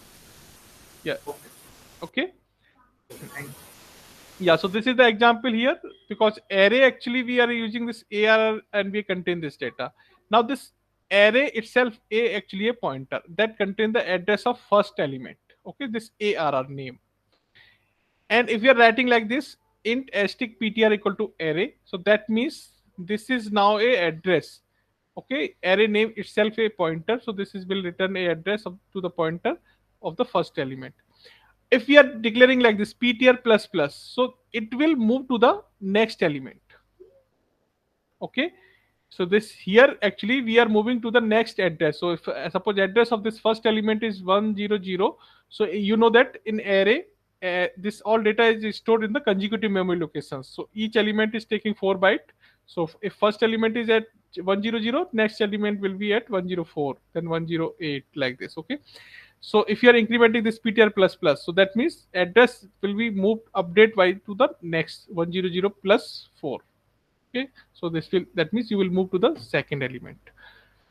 So this operation is performed like this for the pointer. So addition and subtraction, same things you can directly write like this PTR, not just increment or decrement. You can write like this 5. So what is the meaning of this PTR 5 if this is the type of int? Okay, int PTR pointer. So here means 5 into 4. This byte will be added into this address. Okay, suppose this PTR is 100. So plus if you are adding 5, so 5 into 4, 20 will be added. And this become a new address 1020 after update. Okay, so address is updating, not the value will update if this in this way.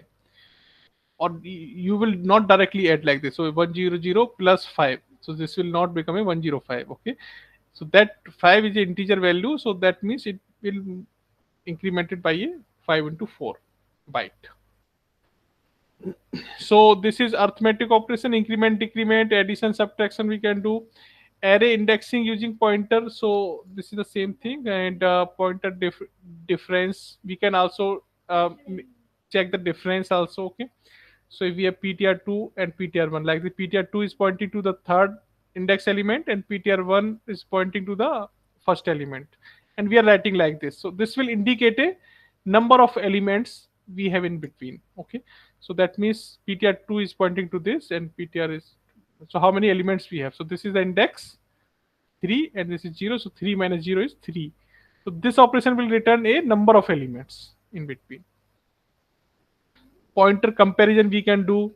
So these are the basic operation we can perform with the pointer. So the question is, so dividing one pointer variable by another pointer variable, so this is not the supported operation of the pointer. Comparing two pointer variable for the equality, yeah, this operation is okay. And increment decrementing of the pointer variable, yes, we can do this. Multiplying two pointer variable, no, this is not a operation of the pointer arithmetic. Okay, only these are the two arithmetic operation we can do with the pointer variables. Next is, consider C program, and this is the code, and let's see what we can replace in this code. So 1 second.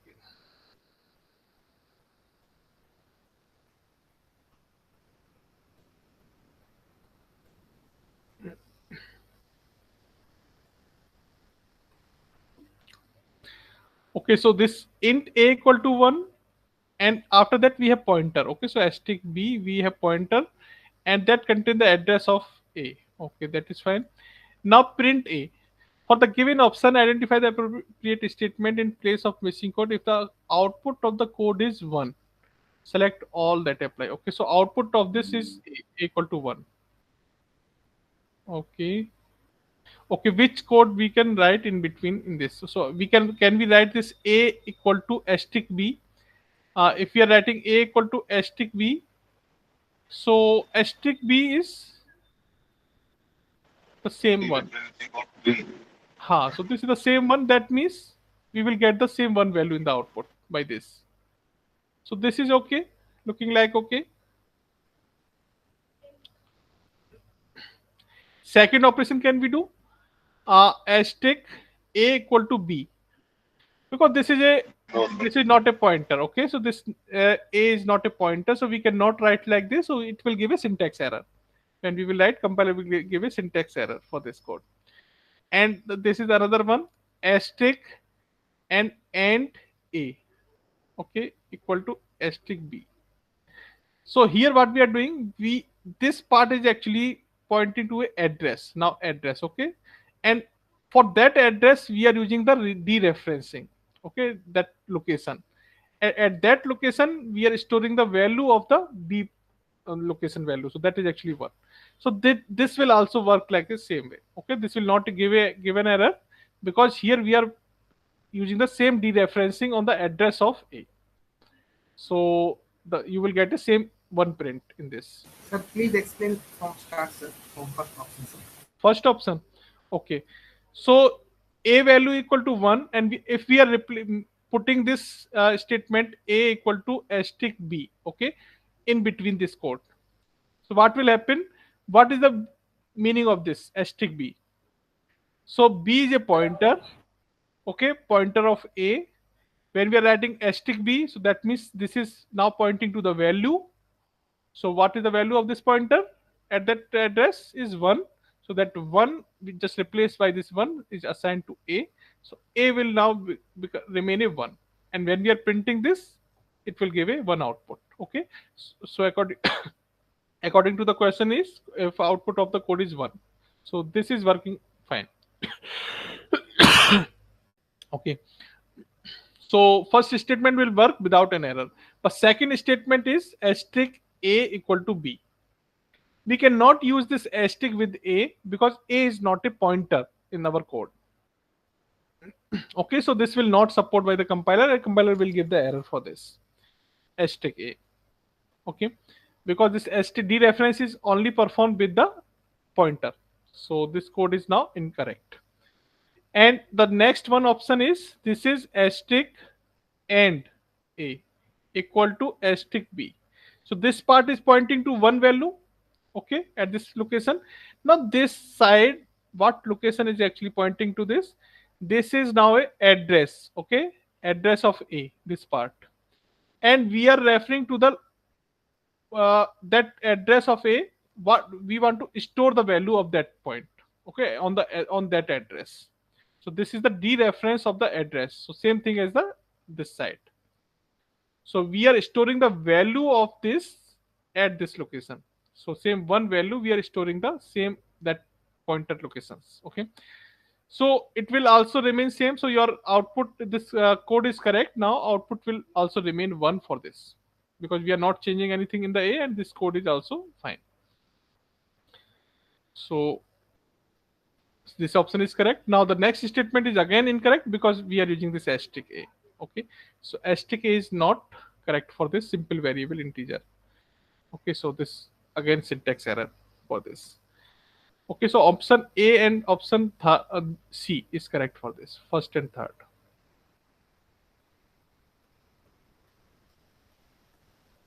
Okay, now the next question is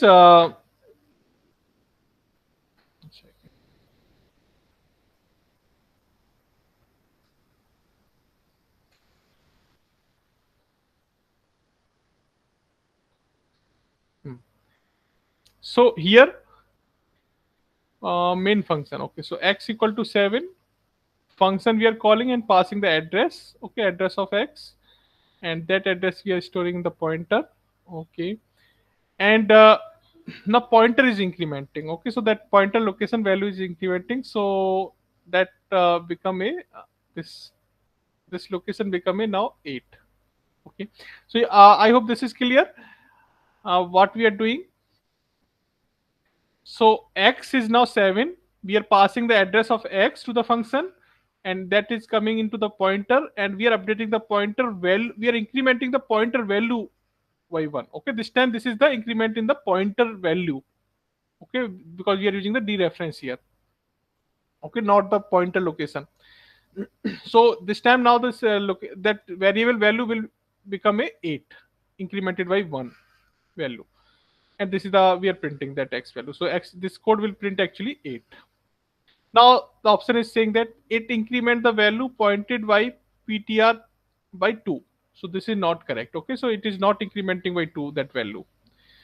It adds 1 to the value pointed by to by ptr. Yeah, this is looking correct, because we are adding one value to the value pointed by the ptr. Okay, so the we are incrementing that value. This looks correct. It modify the address of ptr. No. Okay, it modified the value of the pointer. It does not modify the value pointed to the ptr. So this is also not correct. So option B is correct, because it incremented the value at the at that location of pointer. Okay. Sir, Hmm? in this question, if pointer was placed outside the bracket and increment was inside the bracket, that is pointer, then ptr plus plus, then it must be increasing. It must be giving the next address of ptr, right? This statement So here only in asterisk ptr plus plus. asterisk ptr plus plus. So what is the meaning of this? No, sir, I want this is the statement given in the question, but I want if asterisk then bracket ptr plus plus then ptr plus plus and bracket ptr then inside the bracket only plus plus. No, asterisk ptr plus plus. Yeah, yeah. No, this what it will return actually. It will return a first. It will perform the pointer updation. Okay, so suppose this pointer contains the address of 1000, so it will become a 104, and then this you have written this. So this is the dereference only. So here updation is happening in the pointer, not the value. Okay, so Okay. maybe this code will give syntax error because you are dereferencing, but you are not storing this value, or you are not assigning something anything in this. So dereference is required if you are performing any operation like a equal to that asterisk ptr. Okay, like this, if you are storing the value here, or suppose if you are storing the value at this location, so that is required like 10. Okay, so that asterisk is required. But if you are simply writing like asterisk ptr and not doing anything, so I think this syntax will give error. Okay, but this statement is actually updating the pointer address, not the value. Okay, so Sir, please repeat this question. okay, so in this code, let me remove the.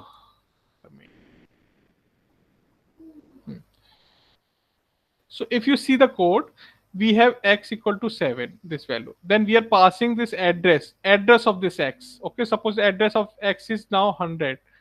I'm just assuming this. Okay, so address of x 100 is passed to the function, and this 100 is now stored this pointer. Okay, so this is the address actually. PTR is now contain address, memory location address. At this address, our value is stored like 7. And when we are writing this statement, so what happening? First, we are dereferencing the statement. Okay, asterisk PTR. Asterisk PTR means this is pointing to this location. Dereferencing. Then we are incrementing this plus plus. So we are updating this value. Okay, if we write like PTR plus plus, so that will update the this value 100. Okay, 100 plus 4. But this asterisk PTR plus plus is actually updating the value, incrementing this value 7. So this become a 8. Okay, now we are printing this. So x will, now if we are printing this x value, so it will print as a 8. So now we are checking the option. So what option is saying? First is saying it incremented the value pointed by the PTR by 2. So are we incrementing the value by 2 in this statement? No, we are only performing increment operation. That is actually one increment only. So this first option is not correct. Second option, it adds one value to the value pointed by the PTR. So yes, this is correct because we are incrementing by one value. This, it modify the address of PTR. So the PTR address is not updated by this statement. Okay, so this is not correct. It does not modify the value pointed to by PTR. So yeah, this is also not correct because our value is now modified 7 to 8. So this is Yes, also sir. not Thank you. okay. So next is this little Indian, big Indian things. So then you could consider the integer variable holding a value this.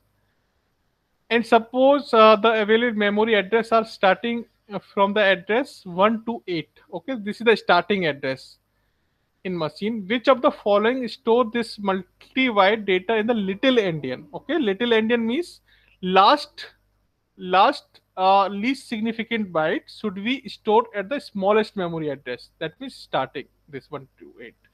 So that means at 1 to 8 location, 99 should be stored. The 1 to 9 location, 98 should be stored. Okay, and 1 to a, because this is the hexadecimal representation, so after 1 to 8, 1 to 9, next digit will come as a 1 to a.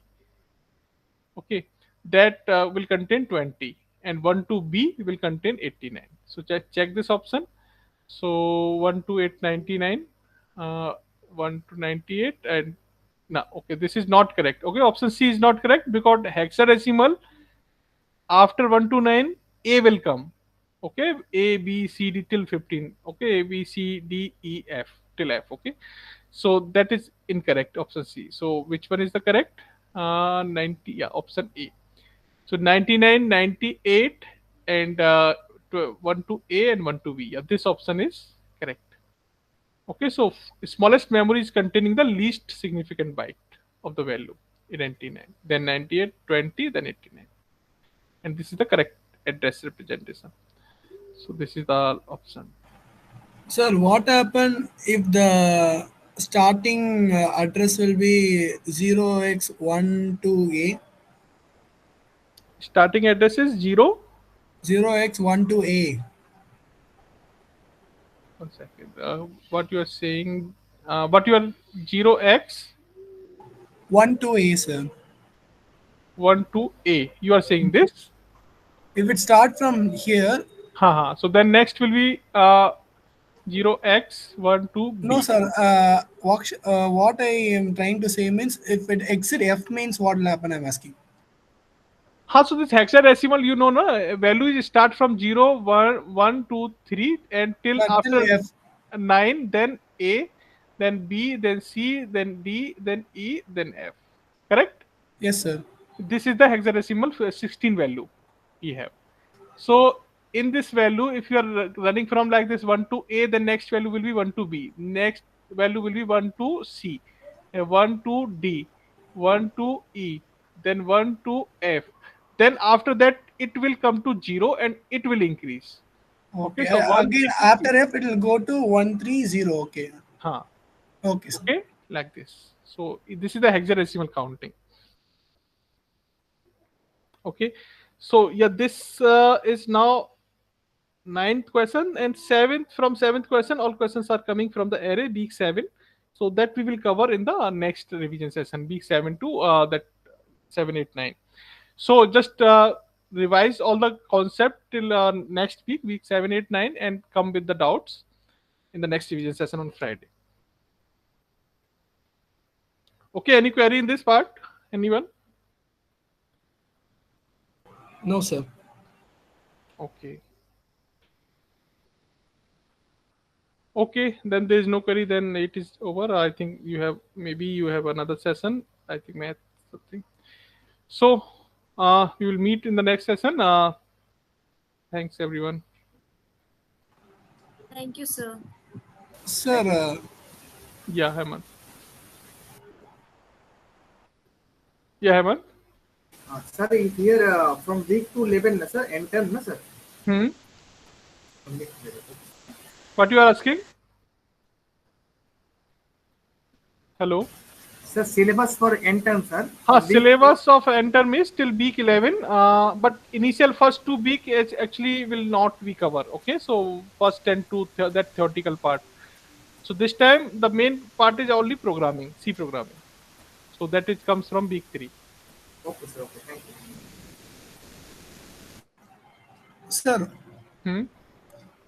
Actually, my friend didn't join the meeting. He got less mark in OPP 1 and still he didn't do well in OPP 2 also.